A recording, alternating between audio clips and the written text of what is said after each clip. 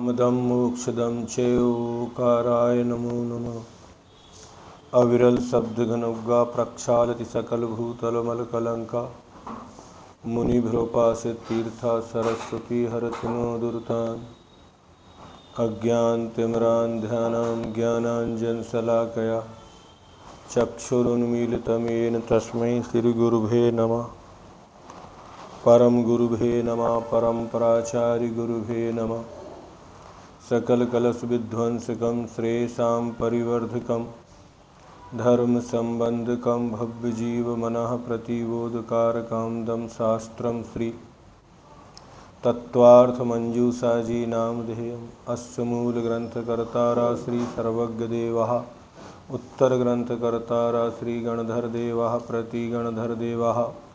तेषां वचनोऽनुसारमास श्रीमत् आचार्य प्रवर उमा स्वामी आचार्येण विरचितं। मंगलम भगवान वीरो मंगलम गौतमो गणि मंगलम कुंद कुंदारि जैन धर्मोस्तु मंगलम। सर्वमंगल मांगल्यम सर्वकल्याणकारकम प्रधानां सर्वधर्माणां जैनं जयतु शासनम्। मोक्षमार्गस्य नेतारं भेत्तारं कर्मभूभृतां ज्ञातारं विश्वतत्त्वानां वन्दे तद्गुणलब्धये। पंच परमेष्टि भगवान की जय। संत श्रोमणी आचार्य गुरुवर श्री विद्यासागर जी महामुनिराज की जय। परम पूज्य आचार्य श्री समय सागर जी महाराज की जय।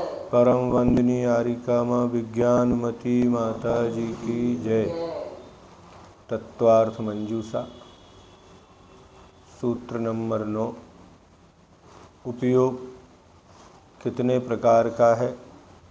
तो वह उपयोग 2 प्रकार का है, ज्ञानोपयोग और दर्शनोपयोग। फिर वह उपयोग ज्ञानोपयोग 8 प्रकार का और दर्शनोपयोग 4 प्रकार का। अध्यात्म की अपेक्षा उपयोग के 3 भेद हैं, अशुभोपयोग, शुभोपयोग और शुद्धोपयोग। कल अपन ने अशुभोपयोग और शुभोपयोग क्या होता है और अशुभोपयोग का फल क्या होता है, शुभोपयोग का फल क्या होता है और शुभोपयोगी कौन होता है और अशुभोपयोगी कौन होता है। अब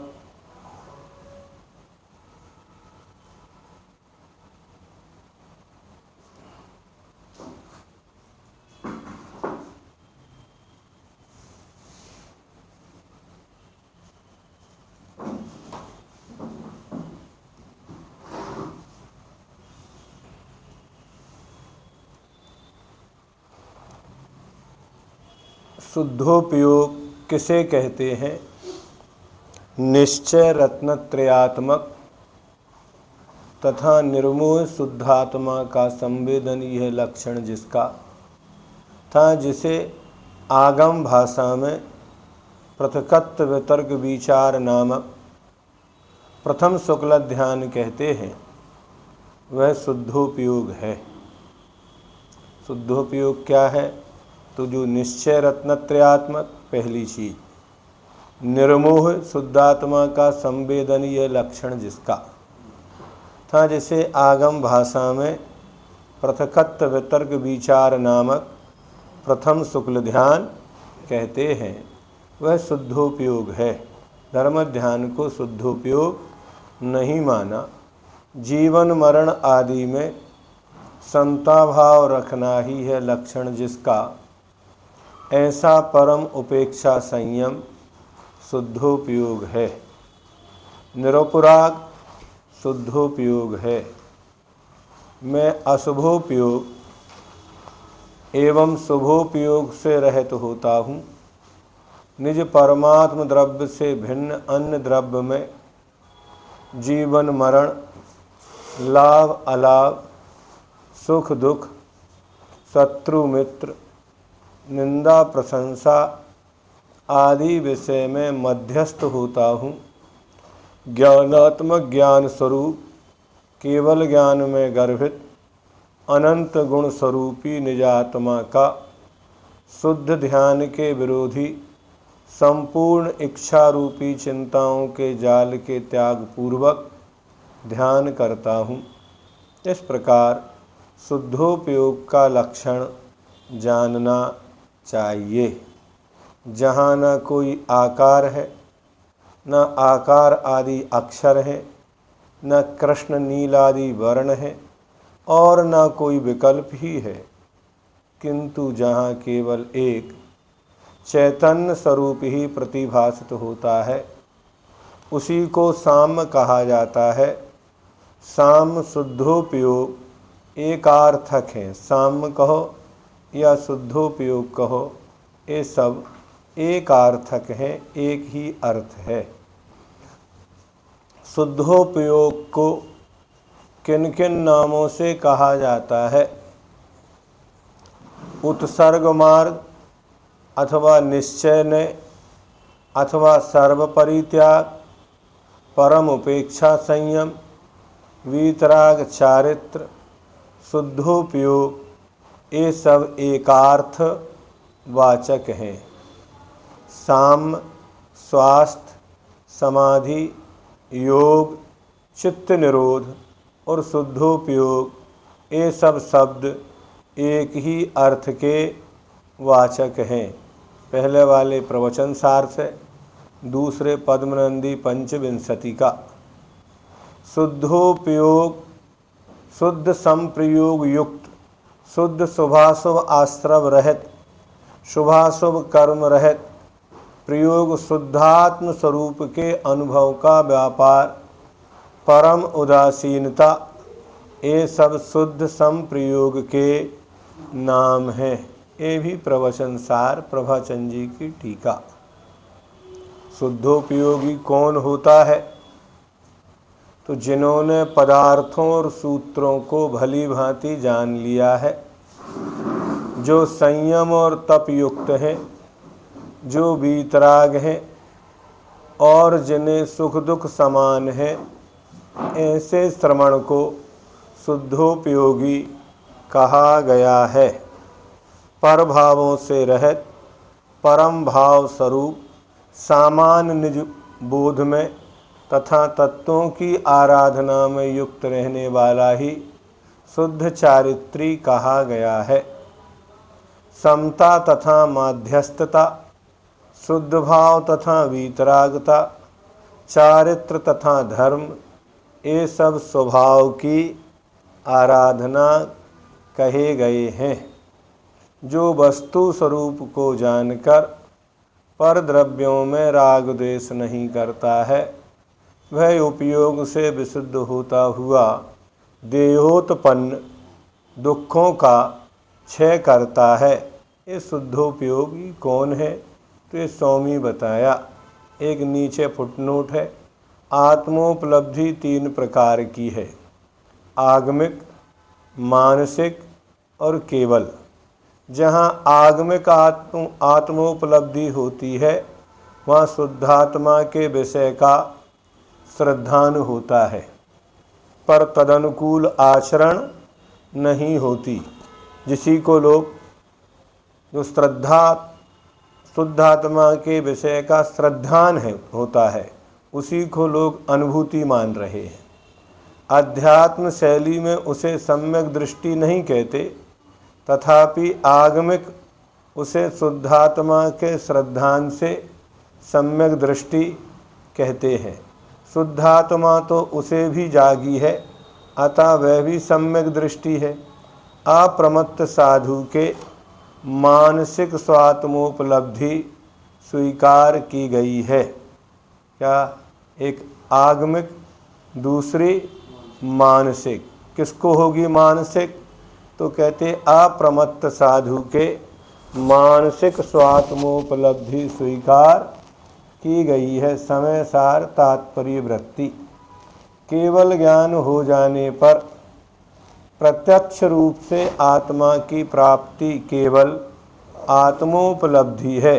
उत्कृष्ट वाली तो केवली भगवान के पास ही है। अब शुद्धोपयोग का फल क्या है? जो चैतन्य परिणाम स्वरूप उपयोग के द्वारा यथाशक्ति विशुद्ध होकर वर्तता है, वह समस्त ज्ञेय पदार्थों के अंत को पा लेता है। इस शुद्धोपयोग का फल, शुद्धोपयोग से जीव के धर्म ध्यान और शुक्ल ध्यान होते हैं, इसलिए संवर का कारण ध्यान है। ऐसा निरंतर विचारते रहना चाहिए। शुद्ध परिणामों से उन दोनों शुभ अशुभ का ही निर्मूल क्षय होता है। जीवों के शुद्धोपयोग का फल समस्त दुखों से रहित, स्वभाव से उत्पन्न और अविनाशी ऐसा ज्ञानाराज्य है। मिथ्यात्वरागादि परिणामों से रहित शुद्ध परिणाम युक्त पुरुष कर्मों को नहीं बांधता। यही सब शुद्धोपयोग के फल हैं। क्या? शुद्धोपयोग से प्रसिद्ध जीवों के अतिशय आत्मोत्पन्न विषयातीत अनुपम अनंत और अखंडित सुख होता है। शुद्धोपयोगी आत्मा स्वयं ही ज्ञानावरण, दर्शनावरण, अंतराय और मोह कर्म रज से रहित होकर ज्ञेय भूत पदार्थों के पार को प्राप्त, सकल ज्ञेय ज्ञायक तदपि निजानंद रसलीन सो जिन जयवंतनित अरिरज रहस्य विहीन। तो अरि माने मोहिनी और रज माने ज्ञानावरणी और दर्शनावरणी और रस माने अंतराय। इन चार कर्मों से रहित होते हैं, उन्हीं को यहाँ शुद्धोपयोग का फल प्राप्त होता है। क्या? केवल ज्ञान शुद्धोपयोग का फल है। शुद्धोपयोग से क्या होता है? तो शुद्धोपयोगी आत्मा स्वयं ही ज्ञानावरण, दर्शनावरण, अंतराय और मोह कर्म रज से रहित होकर ज्ञेय भूत पदार्थों के पार को प्राप्त होते हैं। इससे फलित हुआ कि शुद्धोपयोग से ही सर्वज्ञ होते हैं। इस प्रकार अपने स्वभाव को प्राप्त कर वह आत्मा स्वयं ही सर्वज्ञ तथा त्रैलोक पूज हुआ होने से स्वयंभू है, ऐसा जिनेन्द्र देव ने कहा है। यदि शुद्धोपयोग है नाम जिसका, ऐसे शुद्ध संप्रयोग परिणाम रूप परिणत हो तो मोक्ष सुख प्राप्त करता है। शुद्धोपयोग का फल वास्तव में मोक्ष है, सर्वज्ञता है, केवल ज्ञान है, कर्मों के बंध का अभाव है, संवर निर्जरा है। ये सब शुद्धोपयोग के फल हैं। अब कौन से गुणस्थान में कौन सा उपयोग होता है? मिथ्यात, सासादन और मिश्र, इन तीन गुणस्थानों में तारतम्य से अशुभोपयोग है। तारतम्य माने घटता हुआ, है ना, अशुभोपयोग घट रहा है। असंयत सम्यक दृष्टि, देश व्रत और प्रमत्त संयत, इन तीन गुणस्थानों में तारतम्य से शुभोपयोग है। ये शुभोपयोग बढ़ता हुआ है। अप्रमत्त संयत गुणस्थान से क्षीण कषाय पर्यंत 6 गुणस्थानों में तारतम्य से शुद्धोपयोग है। कहाँ तक होगा? तो 12वें गुणस्थान तक ही शुद्धोपयोग होगा। सयोगी जिन और अयोगी जिन, ये 2 गुणस्थान शुद्धोपयोग के फल हैं। क्या? शुद्धोपयोग के फल हैं। क्या शुभोपयोग कुछ भी कार्यकारी नहीं है? शुभोपयोगियों के शुद्धात्मा के अनुराग युक्त चारित्र होता है। इसलिए जिन्होंने शुद्धात्मा परिणति प्राप्त की है, ऐसे श्रमणों के प्रति जो वंदन, नमस्कार अभ्युत्थान अनुगमन रूप विनीत वर्तन की प्रवृत्ति ता शुद्धात्म परिणति की रक्षा की निमित्त भूत जो श्रम दूर करने की प्रवृत्ति है वह शुभोपयोगियों के लिए दूषित नहीं है, अर्थात शुभोपयोग भी कार्यकारी है, व्यर्थ नहीं है। इस प्रकार शुद्धात्मानुराग युक्त प्रशस्त चर्या रूप जो यह शुभोपयोग वर्जित वर्णित किया गया है वह यह शुभोपयोग शुद्धात्मा की प्रकाशक सर्ववृत्ति को प्राप्त श्रवणों के राग के संयोग से शुद्धात्मा का अनुभव होता है और क्रमशः परम निर्वाण सौख का कारण होता है। कौन? जो शुद्धात्मानुराग युक्त प्रशस्त चर्या है वह शुभोपयोग वर्णित किया गया, वह यह शुभोपयोग शुद्धात्मा की प्रकाशक सर्ववृत्ति को प्राप्त श्रवणों के राग से संयोग से शुद्धात्मा का अनुभव होता है और क्रमशः परम निर्वाण का कारण है, अर्थात व्यर्थ नहीं है। शुभोपयोग से ही शुद्धोपयोग की प्राप्ति होती है और शुद्धोपयोग से केवल ज्ञान और निर्वाण पद की प्राप्ति होती है। शुद्ध 8 विकल्पों वाला शुभोपयोग यद्यपि मिथ्यात्व आदि विषय कषाय परिणत रूप अशुभोपयोग की अपेक्षा विकल्प सहित सराग चारित्र की अवस्था में तो अमृत कुंभ ही है, तो भी जो अवस्था राग देश मोह तथा ख्याति पूजा लाभ व देखे सुने हुए और अनुभूत भोगों की आकांक्षा निदान बंद इत्यादि समस्त पर द्रव्यों के अवलंबन से होने वाले संपूर्ण विभाव परिणामों से शून्य तथा जो वीतराग चारित्र में स्थित हो रहे हैं उन लोगों के लिए तो द्रव्य प्रतिक्रमण आदि विषकुंभ है। किसके लिए अमृत कुंभ है और किसके लिए विषकुंभ है? तो जो 8 विकल्पों वाला शुभोपयोग यद्यपि मिथ्यात आदि विषय कषाय परिणत रूप अशुभोपयोग की अपेक्षा, क्या अशुभोपयोग की अपेक्षा विकल्प सहित जो सराग चारित्र की अवस्था है उसमें वह प्रतिक्रमण आदि अमीय कुंभ अमृत कुंभ है, किंतु तो भी जो अवस्था राग देश मोह तथा ख्याति पूजा लाभ व देखे हुए सुने हुए अनुभूत भोगों की आकांक्षा निदान बंद इत्यादि समस्त पर द्रव्यों के अवलंबन से होने वाले संपूर्ण विभाव परिणामों से शून्य, क्या ये भाव इसमें बिल्कुल भी नहीं है। कैसा है वो? जो वीतराग चारित्र में स्थित हो रहे हैं उन लोगों के लिए तो द्रव्य प्रतिक्रमण आदि विषकुंभ है, ऊपर वाली अवस्थाओं के लिए नीचे की क्रिया विषकुंभ है, लेकिन नीचे वालों के लिए ऊपर की क्रिया अमृत कुंभ है, अकेला विषकुंभ ही नहीं। ज्ञानी जनाश्रित अप्रतिक्रमण यद्यपि सराग चारित्र है लक्षण जिसका, ऐसे शुभोपयोग की अपेक्षा तो अप्रतिक्रमण कहा जाता है, किंतु वीतराग चारित्र की अपेक्षा उसी का नाम निश्चय प्रतिक्रमण है, क्योंकि वही शुभ अशुभ आश्रव रूप दोष के निराकरण रूप होता है।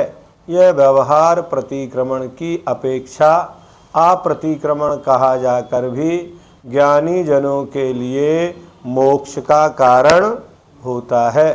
व्यवहार प्रतिक्रमण यदि शुद्धात्मा को उपादेय मानकर निश्चय प्रतिक्रमण का साधक होने से विषय कषायों से बचने के लिए करता है तो वह परंपरा से मोक्ष का कारण होता है, अन्यथा वह स्वर्ग आदि के सुख का निमित्त भूत पुण्य का ही कारण होता है।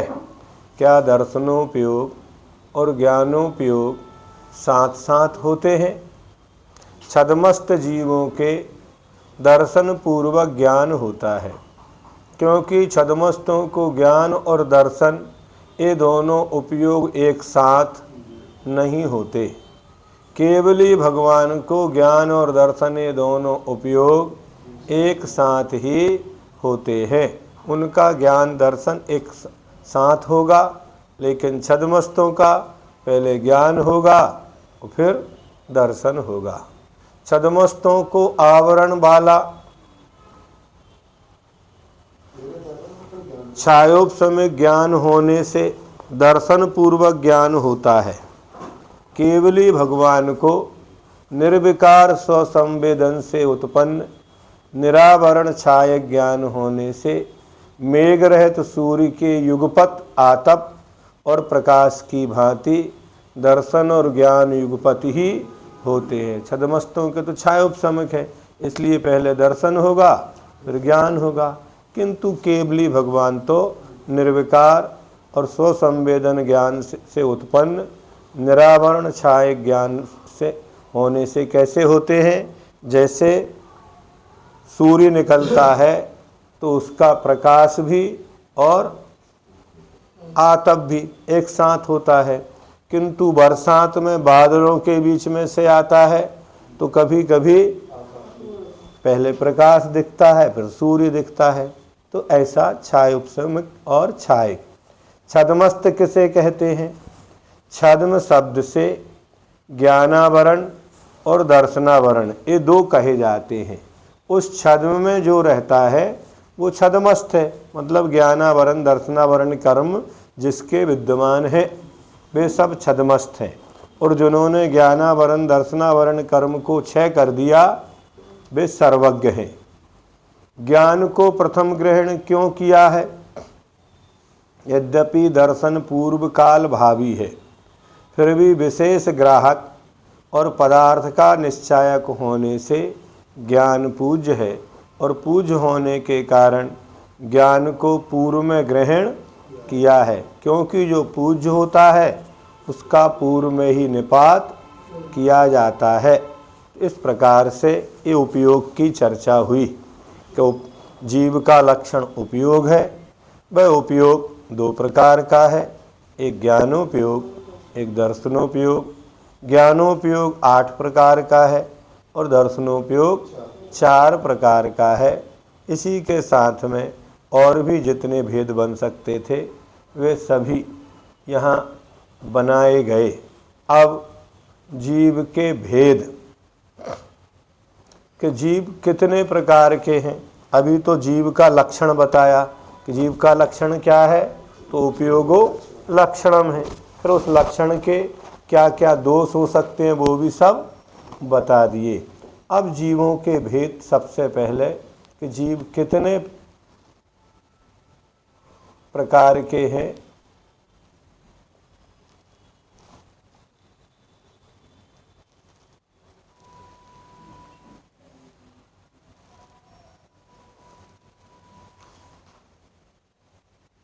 हाँ, चलो आप अपना स्पीकर ठीक कर लें बहन जी, है ना। संसारिणो मुक्ताश्च संसारिणो मुक्ताश्च जीव संसारी और मुक्त के भेद से 2 प्रकार के होते हैं। मूल में संसारी और मुक्त के भेद से जीव 2 प्रकार के होते हैं। तो जीव कितने प्रकार के होते हैं? जीव 2 प्रकार के होते हैं। उत्तर है संसारी जीव और मुक्त जीव।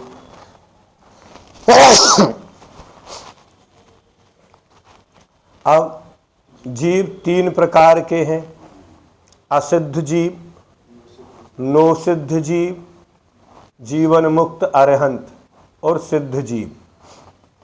अथवा जीव 3 प्रकार के हैं, बहिरात्मा, अंतरात्मा और परमात्मा, भव्य जीव, अभव्य जीव और मुक्त जीव, असंगी जीव, संगी जीव, पुण्य जीव, पाप जीव, शुद्ध जीव, अशुद्ध जीव।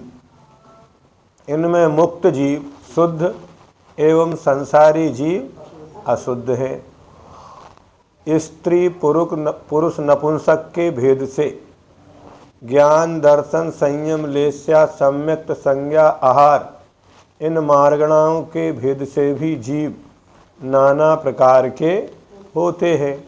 जीव समास लगा लो, 14 गुणस्थान लगा लो, फिर मार्गणाएँ लगा लो, तो इन सब को देखेंगे तो जितने भेद है उतने सब जीव के भेद अलग अलग होते चले जाते हैं। गति इंद्री काय योग वेद आदि विधानों से और कुल योनि आदि के भेदों से जीव अनेक प्रकार के होते हैं। यहाँ तो मात्र 2 ही कहे गए कि संसारी और मुक्त। तो मुक्त के तो कोई भेद नहीं होते, लेकिन ये संसारी जीव के अनेक भेद होते हैं, जितने चाहो करते चले जाओ। अब आपने कहा कि संसारी और मुक्त, तो संसार किसे कहते हैं? कर्म विपाक के वश से आत्मा को भवांतर की प्राप्ति होना संसार है। संसार और कुछ नहीं है। जो पुनर्जन्म होता है वही संसार है। भवांतर की प्राप्ति होना ही संसार है। किसके कारण? कर्म विपाक। कर्मों का फल कहाँ मिलेगा? तो संसार में ही मिलेगा। जो कर्म अपन बांध रहे हैं वे कर्म कहाँ उदय में आएंगे? तो यहीं संसार में ही उदय में आएंगे। संसरण करने को संसार कहते हैं, जिसका अर्थ परिवर्तन है। जीव एक शरीर को छोड़ता है और दूसरे नए शरीर को ग्रहण करता है, पश्चात उसे भी छोड़कर दूसरा नया शरीर धारण करता है। इस प्रकार अनेक बार शरीर को ग्रहण करता है और अनेक बार उसे छोड़ता है। मिथ्यात्व कषाय आदि से युक्त जीव का इस प्रकार अनेक शरीरों में जो संसरण होता है उसे संसार यही घूमना है। एक जैसे कुछ लोग होते हैं ना, जो किराए के मकान में रहते हैं। एक मकान लिया, फिर खाली कर दिया, फिर दूसरे में पहुंच गए, अथवा जो अधिकारी होते हैं उनके ट्रांसफ़र हो जाते हैं। तो क्या करते रहते हैं वे? यहाँ से वहाँ सामान ढो रहे, वहाँ से वहाँ, 6 महीना रहे नहीं, फिर ट्रांसफ़र हो गया। अब दूसरा घर देखो, एक गाड़ी लाओ, फिर सामान लेके जाओ। जैसे वो वहाँ से वहाँ, वहाँ से वहाँ परिवर्तन करते, ऐसे ही ये जीव एक शरीर को छोड़ता है, दूसरे शरीर को ग्रहण करता है, फिर उस शरीर को रहेगा उसमें, फिर उसको छोड़ेगा। ऐसा कब से चल रहा है? कितने शरीर धारण कर लिए? तो कोई गिनती नहीं है। अगर एक एक पर्याय का एक एक बाल भी अगर रखा जाए तो सुमेरु पर्वत के बराबर ढेर लग सकता है। इतने शरीर इस जीव ने धारण किए।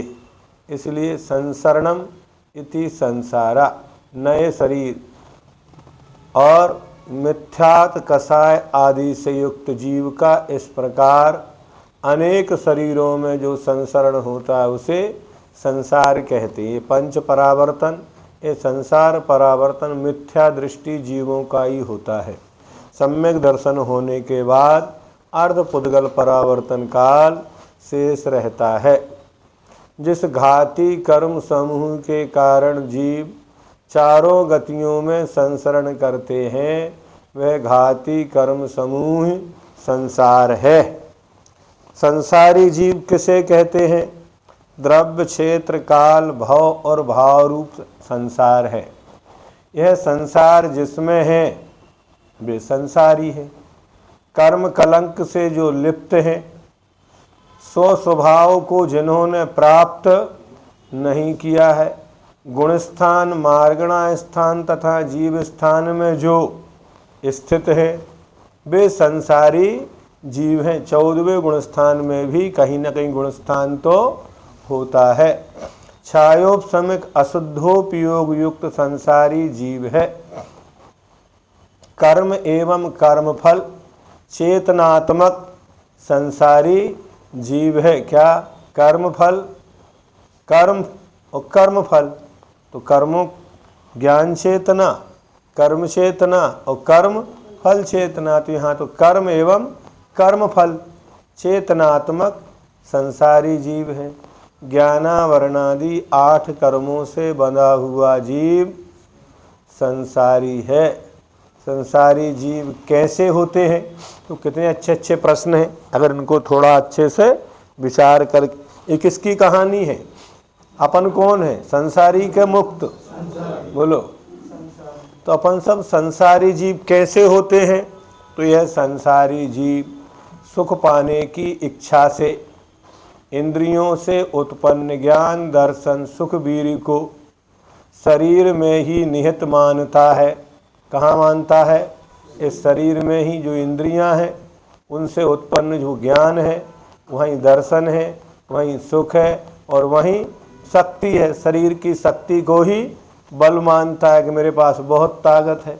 शरीर में जो ज्ञान है उसी को अपना ज्ञान मानता है। इसे उन्हें पाने के लिए पर वस्तुओं का आश्रय लेना पड़ता है। क्या? अब जो ज्ञान है, दर्शन है, सुख है, इसको पाने के लिए क्या करना?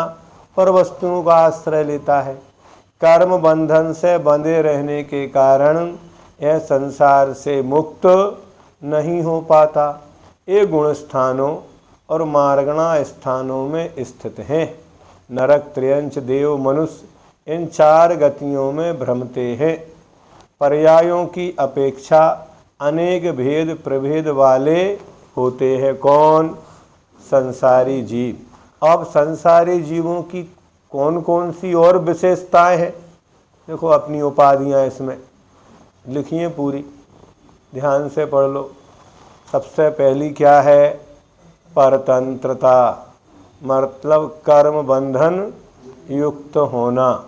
दूसरी विशेषता है चंचलता, सुख दुख जनित वेदना से उत्पन्न व्याकुलता। न सुख पचता है न दुख। अगर सुख आ जाए तो भी दौड़ता है दूसरों को बताने के लिए, और दुख आ जाए तो रो रो के चिल्ला के पूरे घर को इकट्ठा कर लेता है। क्या? हम दुखी हैं। तो ये क्या है? ये चंचलता है। सुख दुख जनित वेदना से उत्पन्न, ये भी वेदना है। सुख से भी जो होता है प्राप्त, वो भी एक क्या है? एक वेदना है। उससे भी व्याकुल होता है। अब किसको दिखाएं? इसलिए लोग इकट्ठे करता है, नगर इकट्ठे कर लेता है। सबको देखो हमारे पास इतना वैभव है। ये किस लिए है? आपको दिखाने के लिए बस। हम तो मूंग की दाल का पानी लेते हैं। ये किसके लिए है? ये सब आपके लिए है। हाँ, हम तो बस मलमल का एक पतला कपड़ा पहनते हैं, मूंग की दाल का पानी पीते हैं, और बाकी डॉक्टर ने मना कर दिया है। ये सब किसके लिए है? आप सबके लिए।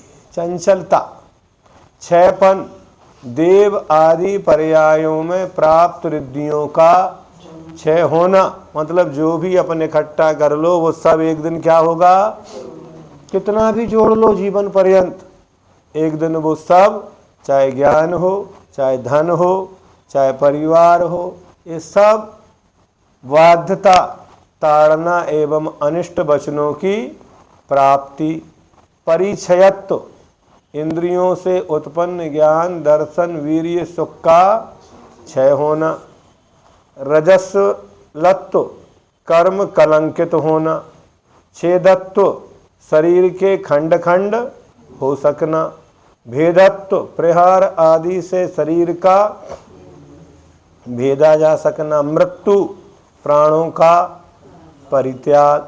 प्रमेयत्व, चेतन का परमित शरीर में रहना। गर्भवास, माता के गर्भ में रहना। विलीनता, एक शरीर से दूसरे शरीर में संक्रमण करना। क्षुभितत्व, क्रोध आदि से आक्रांत चित्त में क्षोभ उत्पन्न होना, चित्त में क्षोभ उत्पन्न होना। देखो कितना कठिन होता है। अपन कहीं एक कमरा चेंज कर तो रुको, हमारा ये सामान रखना, ये ले जाना, ये ले जाना, ये ले जाना, करते ना, कोई छूट ना जाए। और जब एक शरीर से दूसरे शरीर में जाओ तो क्या ले जाओगे, क्या छूट रहा है, क्या वहाँ काम में आएगा, होता कि नहीं होता। तो ऐसा विलीनता, एक शरीर से दूसरे शरीर में संक्रमण, शुभ तत्व क्रोध आदि से आक्रांत चित्त में क्षोभ उत्पन्न होना, विविध योग, नाना योनियों में भ्रमना, यही योग है। संसारावास, चारों गतियों में परिवर्तन करते रहना, असिद्धता, प्रत्येक जन्म में ज्ञानादि गुणों का अन्य अन्य रूप होते रहना, विनश्वरता, सुख दुख बल आहार शरीर घर आदि बदलते रहते हैं, इसलिए वे कैसे हैं, ये सब विनश्वर हैं। ये संसारी जीव का वर्णन हुआ। मुक्त जीव किसे कहते हैं, जो द्रव्य बंध एवं भाव बंध से रहते हैं, वह मुक्त जीव है। जिनके अष्टकर्म नष्ट हो गए हैं, जो शरीर रहते हैं, अनंत सुख व अनंत ज्ञान में आसीन हैं और परम प्रभुत्व को प्राप्त हैं, ऐसे सिद्ध भगवान मुक्त जीव हैं। जो द्रव्यादि 5 प्रकार परिवर्तन के संसार से रहते हैं, वे मुक्त हैं। शुद्ध चेतनात्मा या केवल ज्ञान व केवल दर्शनोपयोग लक्षण वाला जीव मुक्त है।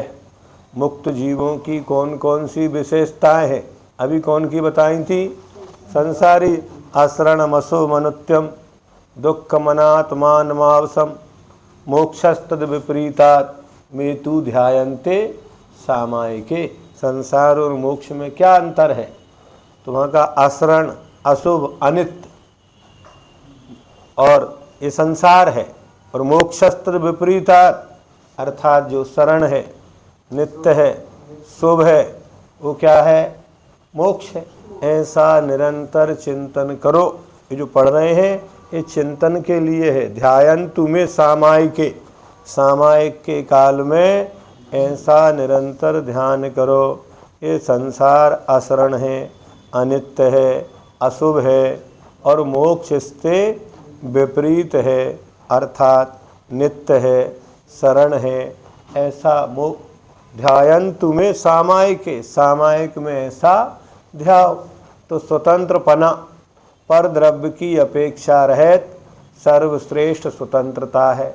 अचंचलता, सुख दुख आदि की वेदना से होने वाले प्रभाव का अभाव होने से उनमें गंभीरता, अचंचलता है। अक्षयपना, कर्मों के क्षय से अतिशयों की प्राप्ति होना ही उनका अक्षयपना है। अव्याबाधपना, किसी भी जीव या अजीव से बाधा नहीं होती है, अतः अव्याबाधत्व है। अनंत ज्ञानत्व, संसार के समस्त पदार्थों को एक साथ जानते हैं, अतः अनंत ज्ञानत्व है। अनंत दर्शनत्व, संसार के समस्त पदार्थों को एक साथ देखते हैं, अतः अनंत दर्शनत्व है। अनंत वीर्यत्व, अन्य पदार्थों के द्वारा प्रतिपात नहीं होना, यही अनंत वीर्यत्व है। अनंत सुखत्व, भोग पदार्थों में उत्कंठा का अभाव अनंत सुखत्व है। नीरजसत्व, पुण्य पाप का अभाव होना, ये नीरजसत्व है। निर्मलत्व, अंतरंग बहिरंग मल का नाश होने से निर्मलत्व है। अछेदत्व, कर्म रूपी मल के नाश होने से जो जीव के प्रदेशों का घनाकार परिणमन होता है वही अछेदत्व है। अभेदत्व, कर्मल के नाश होने से उनके अभेदत्व माना है। अक्षरता, मुक्त जीवों का नाश नहीं होता, अतः वे अक्षर हैं। अप्रमेयत्व, आत्मोक्त गुणों से इसका प्रमाण नहीं होता, अतः अप्रमेयत्व है। अगर्भवासत्व, अंतरंग बहिरंग मल का नाश होने से गर्भवास का अभाव है, अतः अगर्भवासत्व है।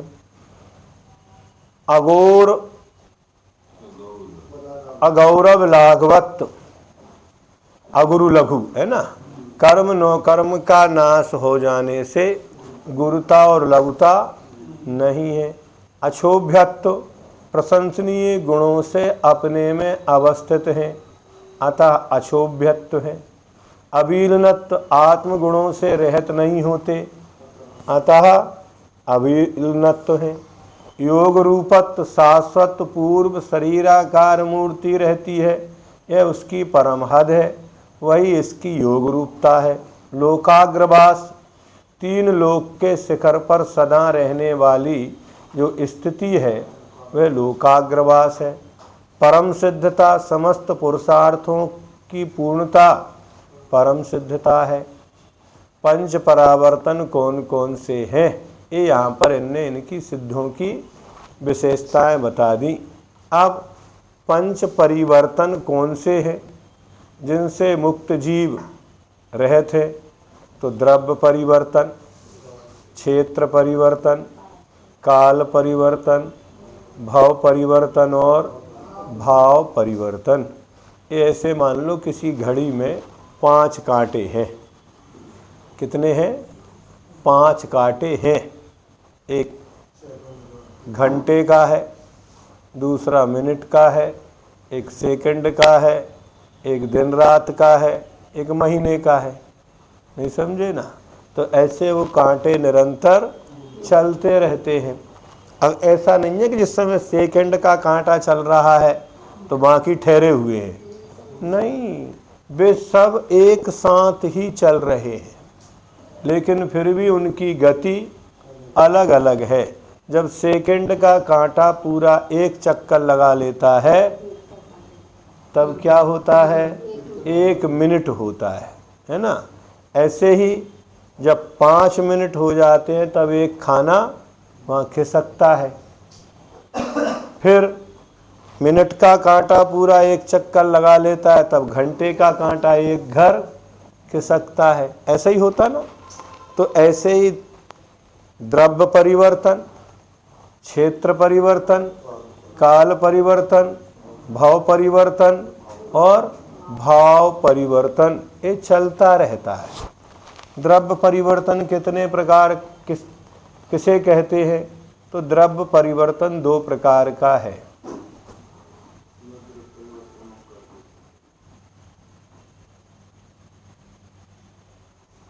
ये पंच परावर्तन अपन एक साथ कल पढ़ेंगे, आधा अधूरा हो जाएगा, ठीक है ना?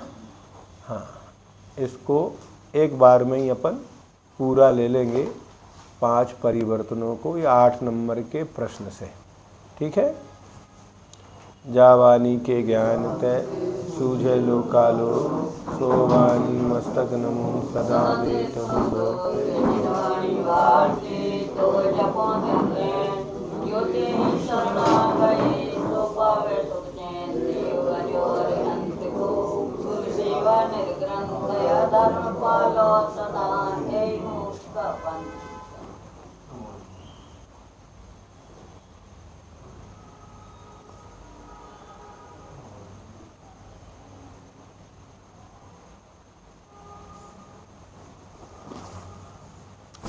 सुबह में कर देना।